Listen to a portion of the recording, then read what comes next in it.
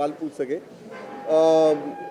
ये बात शुरू हुई जब हमने ये हमसे ये कहा गया तेलंगाना में गवर्नमेंट ने ये कमीशन बनाया था कि आखिर इस स्टेट के जो 12% मुसलमान हैं उनका सिचुएशन बाकियों के पस मंज़र में कमज़ोर क्यों है। तो गवर्नमेंट ने ये चाहा मालूम करना कि आखिर ये किस वजह से होता है और इसका सोल्यूशन क्या होना चाहिए।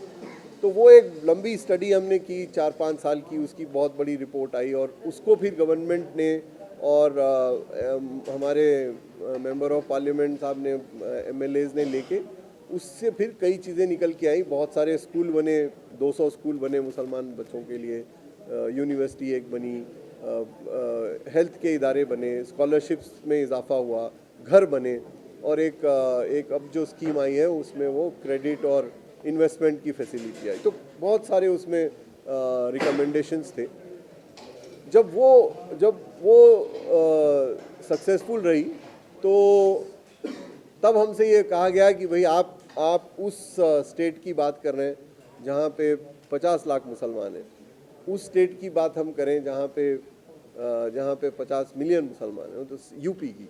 तो यूपी का जब हमने हाल देखा तो यूपी में तो बहुत बुरा हाल था। तेलंगाना हमारा जो स्टेट है जहाँ से हम आते हैं वो आजकल इंडिया का नंबर 1 है पर कैपिटा इनकम पे, और यूपी और राजस्थान जो है वो बिल्कुल आखिरी में है। हमारे पास औसतन एक सिटीज़न जो है वो 3 लाख रुपए कमाता है साल भर के, बल्कि यूपी और राजस्थान में 50,000 रुपये। तो वो तज़ाद बहुत ज़्यादा है। यूपी और राजस्थान सबसे गरीब पर कैपिटा इनकम वाले स्टेट है।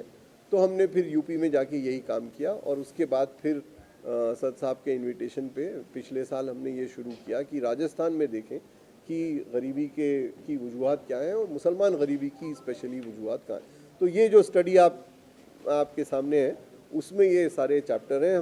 हम इसमें बड़ा सिंपल सा एक मेथोडोलॉजी करते हैं कि राजस्थान के जो बड़े रिसर्चर हैं, बहुत बड़े जाने माने लोग हैं, आपने देखा प्रोफेसर शोभिता थी राजगोपाल, प्रोफेसर संघमित्रा आचार्य, प्रोफेसर अबू साले शरीफ, प्रोफेसर अमिताभ कुंडू, PC मोहनन साहब, हमने इन सबको जमा करके ये कहा, ये सवाल रखा उन पे कि भाई आखिर राजस्थान के मसले क्या क्या हैं। तो उसमें फिर ये समझ में आया कि राजस्थान के मसले पहले उसकी डेमोग्राफी है कि मुसलमान रहते कहाँ हैं। बहुत ज़्यादा मुसलमान राजस्थान के शहरों में रहते हैं और शहरों में रहने का एडवांटेज भी है और प्रॉब्लम भी है। जब 50% मुसलमान शहर में रहता है तो शहर में नौकरियां चाहिए होती, नौकरियां उतनी है नहीं, लेकिन शहर की वजह से एजुकेशन इदारे और हेल्थ के इदारों का एक्सेस ज़्यादा होता है। तो आप देखेंगे कि मुसलमान हेल्थ अगर आप देखें मुसलमानों की तो गैर मुसलमान हेल्थ से बेहतर होती है। राजस्थान लाइफ एक्सपेक्टेंसी जिसको हम कहते हैं वो ज़्यादा है, एनीमिया औरतों में कम है, लेकिन माइल न्यूट्रिशन बच्चों में बहुत ज़्यादा है। वो इस बात की दलील है कि बच्चे बहुत ज़्यादा गुर्बत के शिकार हैं। एजुकेशन सेक्टर में अगर आप देखें तो एजुकेशन में बहुत बड़ा बुरा हाल है। शुरुआत तो बिल्कुल ठीक होती है, शुरुआत बहुत सेक्युलर होती है, सारे राजस्थान के बच्चे स्कूल जाते हैं सब, लेकिन जैसे ही आप सेकेंडरी स्कूल में आते हैं तो बहुत सारे ड्रॉप आउट होते हैं। वो भी सब ड्रॉप आउट होते हैं लेकिन मुसलमान ज़्यादा ड्रॉप आउट होते हैं, हायर एजुकेशन तक वो गायब हो जाते हैं। तो ये हमने एजुकेशन में देखा। फिर जब हमने देखा कि एग्रीकल्चर में क्या किस्सा है तो ये समझ में आया कि एग्रीकल्चर में जो एसेट ओनरशिप है, यानी जो मिल्कियत है वो नहीं के बराबर है, लैंडलेसनेस बहुत ज़्यादा है, तो वो एग्रीकल्चर का मसला है। फिर एक ख़ास चैप्टर इसमें है, जो नया चैप्टर है वो ये है कि राजस्थान की जो अपनी इंडस्ट्री है जिसको हम क्रिएटिव इंडस्ट्री कहते हैं, क्योंकि राजस्थान का एक पस मंज़र है पूरी दुनिया में कि एक बड़ा कलरफुल, डाइवर्स, बड़ा इनोवेटिव स्टेट है। यहाँ के जो ताजिर हैं, यहाँ के जो आर्टिज़ान हैं वो बड़े यूनिक है। उसमें भी बड़ी तादाद मुसलमानों की है। तो उसमें हमने देखा कि वहाँ क्या होता है, वहाँ की इकोनॉमी कैसे चलती है, उनकी क्या क्या दुश्वारियाँ हैं, वो एक बड़ा अच्छा चैप्टर है उसमें। और फिर हमने ये देखा कि इन सारे पस मंज़र में जो अब हालात हैं मुसलमानों के, उनका फ्यूचर क्या है। क्यों राजस्थान जैसे स्टेट में जहाँ पे मुसलमान शुरू से हैं, सब शायद जब से मुसलमान इंडिया में तब से हैं, तो अब उस स्टेट में इतनी ज़्यादा डिस्क्रिमिनेशन, वायलेंस क्यों हो रहा है, और क्या ये सस्टेन रहने वाला है या इसके कुछ सोल्यूशन हो सकते हैं, वो सोल्यूशन भी इस किताब में हमने कई सारे प्रेजेंट किए हैं। और फिर हैंडीक्राफ्ट और एंटरप्रेन्योर का फिगर तो आप सुन लिए हैं, और फिर साथ ही साथ उसमें जो एक और जो फाइंडिंग्स आई हैं, जो इस रिपोर्ट में आया है, जो मुस्लिम्स जो नवीन नारायण साहब ने इसको बताया है, मैं आपको पेज नंबर बता देता हूं ताकि आप लोग जब इंशाअल्लाह ताला आपको अगर ये रिपोर्ट चाहिए तो आप जमील को बोलिए, PDF हम आपको भिजा देते हैं। तो आप जमील साहब हमारे जो जिम्मेदार हैं उनको बता दीजिए। उसमें जो नवीन नारायण साहब ने बताया है कि मुसलमानों की ऐसी कई बरादरियां हैं जिनको रिजर्वेशन मिलना चाहिए, नहीं मिलता है, जिसमें उन्होंने ख़ास तौर से नियरली 82 कास्ट का नाम लिया है, 82 नहीं 85, जिसमें खलंदर भी है, बहरूपिया है, मासत है, आपके चौबदार है। माने ये पेज नंबर आप देख लीजिए, जब आपको रिपोर्ट हम भिजाएंगे, पेज नंबर 219, जिसमें मिरासी भी है। ये तमाम लोगों को रिजर्वेशन मिलना चाहिए मगर इनको नहीं मिलता है। तो ये रिपोर्ट हम राजस्थान के मुख्यमंत्री को भी भिजाएंगे।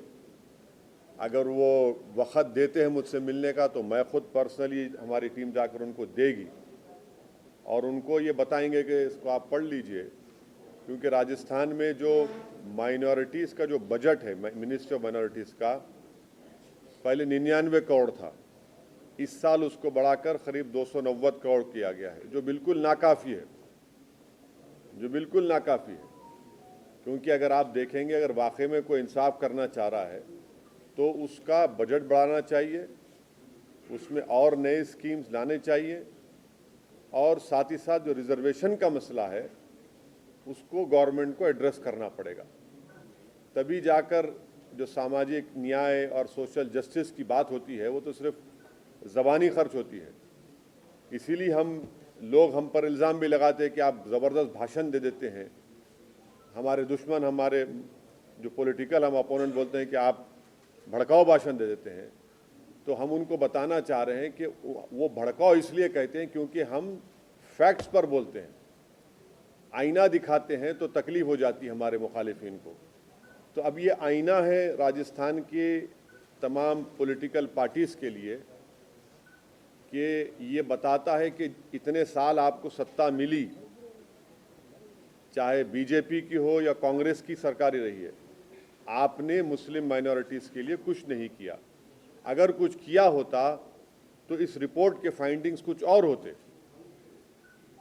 और हम तो ये कह रहे हैं कि आप इस रिपोर्ट को पढ़ लीजिए और पढ़कर आप बोलिए ये सच है या झूठ है, क्योंकि इसको हम अपने घर में बैठकर नहीं बनाए हैं।